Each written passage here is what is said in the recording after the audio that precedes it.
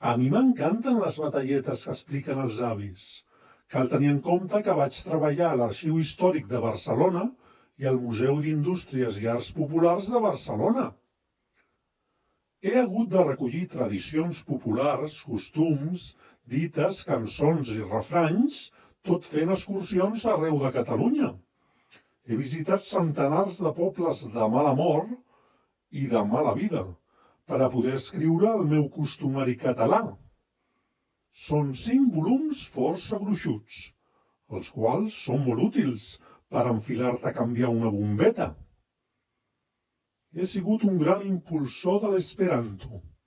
He aconseguit parlar esperanto amb la meva veïna, tot i que de vegades no ens entenem.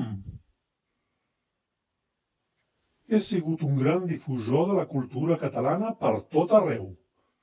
Ara mateix estic intentant que celebrin el Tió a Suècia i que representin els Pastorets a Còrsega.